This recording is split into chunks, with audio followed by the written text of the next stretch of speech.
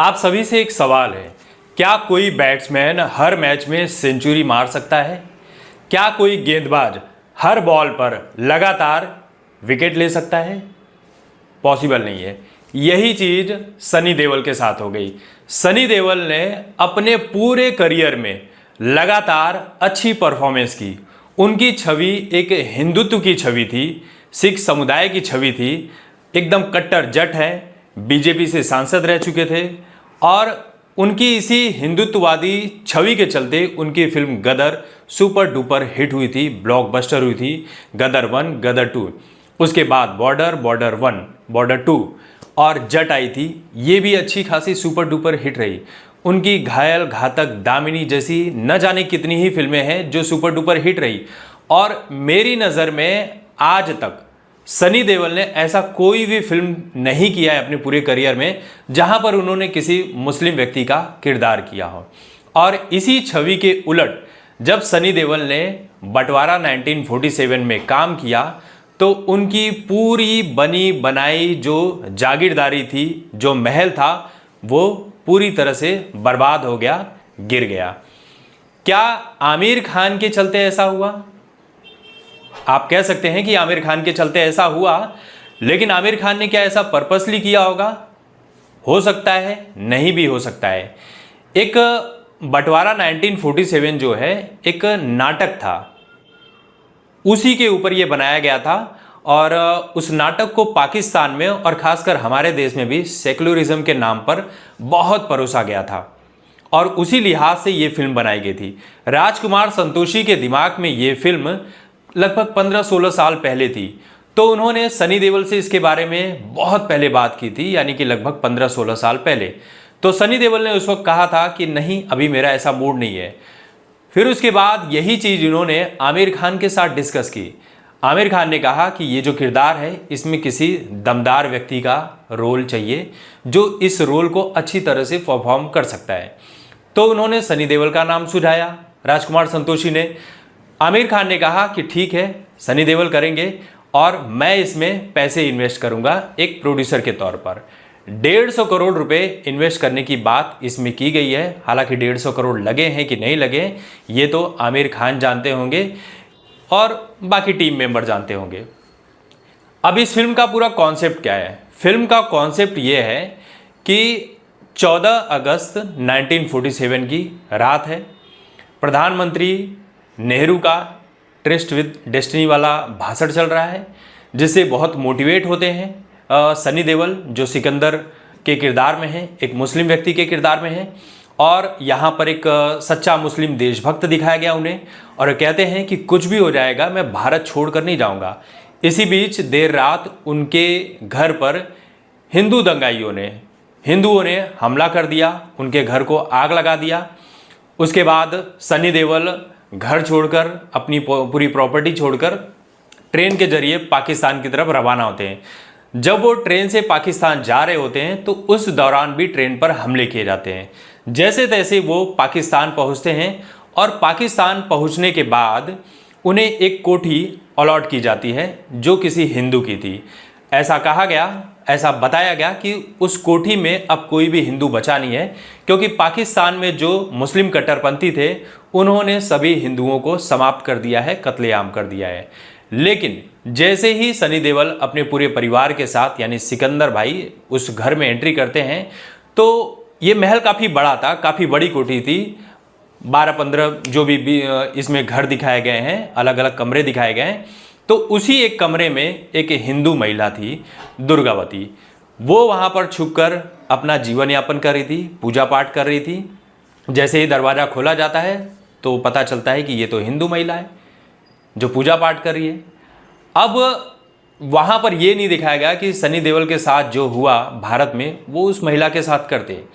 अब यहाँ पर असली सेकुलरिज्म का खेल आता है और वो उसको आपने डायलॉग देखा होगा जब मुस्लिम कट्टरपंथियों की भीड़ मारने आती है, जो रोल शबाना आजमी ने किया है दुर्गा का, तो सनी देओल कैसे बचाते हैं। फिर डायलॉग आता है कि माँ का कोई धर्म नहीं होता, माँ अपने आप में एक धर्म होती है। इस तरह के इमोशनल डायलॉग्स हैं जो यहाँ पर बिल्कुल सटीक नहीं बैठते हैं। दूसरा, सनी देओल का जो बेटा, इसमें सिकंदर का बेटा है जो उनके खुद के अपने सगे बेटे ने इसमें रोल किया है। वो कट्टरपंथियों के साथ मिलकर किस तरह से दुर्गा को परेशान करना चाहता है, हत्या करना चाहता है, ये सारी चीज़ें दिखाई गई है। अब यहाँ पर आप देखिए कि सनी देओल की इमेज क्या है। इस फिल्म में सनी देओल को एक पाकिस्तानी मुस्लिम दिखाया गया, जो कि पहले भारतीय मुस्लिम थे, लेकिन बंटवारा हुआ तो अब वो पाकिस्तानी मुस्लिम है। अब यहाँ पर आप पाकिस्तान की अच्छी छवि पेश करोगे, पाकिस्तानी मुसलमानों की अच्छी छवि पेश करोगे, तो ये किसी को बर्दाश्त नहीं होगा। खासकर सनी देओल के अपने फैंस को बर्दाश्त नहीं हुआ। आप कमेंट सेक्शन में देखिए, किसी भी वीडियोस के नीचे लोग सनी देओल को ट्रोल कर रहे हैं, गालियां दे रहे हैं कि आपने ऐसा बेवकूफ़ी भरा काम किया ही क्यों। आपकी अच्छी खासी हिंदुत्व वाली छवि थी, आपने उसे रातों रात एक फिल्म के माध्यम से बर्बाद कर दिया, चालबाज आमिर खान के चक्कर में पड़कर। तो ये तो हुआ है, ये रियलिटी है।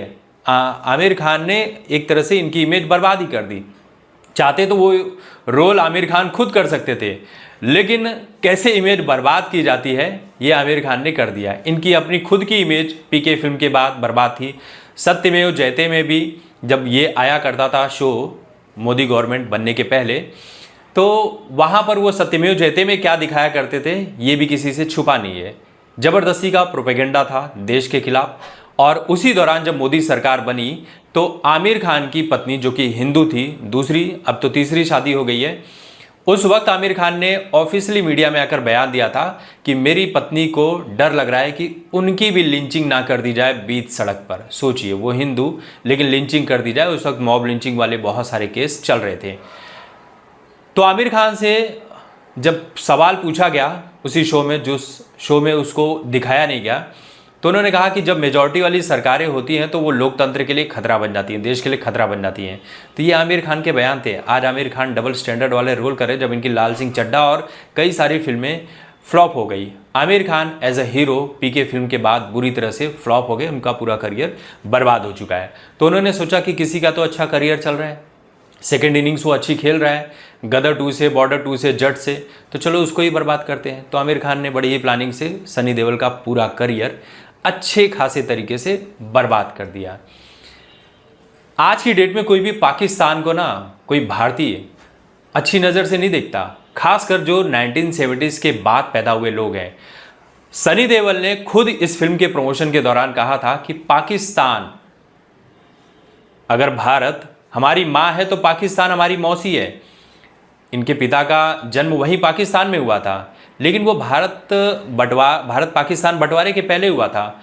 आपकी यादें जुड़ी हो सकती है, लेकिन उसके बाद जो पैदा हुए लोग हैं उनकी यादें नहीं जुड़ी रहेगी। हमने 1965 देखा, 71 देखा, कारगिल वॉर देखा, फिर उसके बाद इतने सारे बॉम्ब ब्लास्ट देखे, 2008 का मुंबई ब्लास्ट देखा, ट्रेन ब्लास्ट देखा, पुलवामा देखा, उरी देखा, पहलगाम देखा, ये सारी चीज़ें देखी। और इसके बाद भी आपको लगता है कि हम पाकिस्तान को अच्छी नज़र से देखेंगे? भारतीय कभी नहीं देखेंगे, भले ही वहाँ पर कुछ अच्छे लोग रहते हों। आज पाकिस्तान में हिंदुओं की, हिंदू मंदिरों की क्या हालत है ये किसी से छुपा नहीं है। और आप पाकिस्तान को भारतीय फिल्में अच्छा दिखा रहे हो, ये कहाँ से आया? कुछ लोग कह रहे हैं कि राजकुमार संतोषी ने आमिर खान का पूरा पैसा एक सुनियोजित तरीके से उड़ा दिया, बर्बाद कर दिया।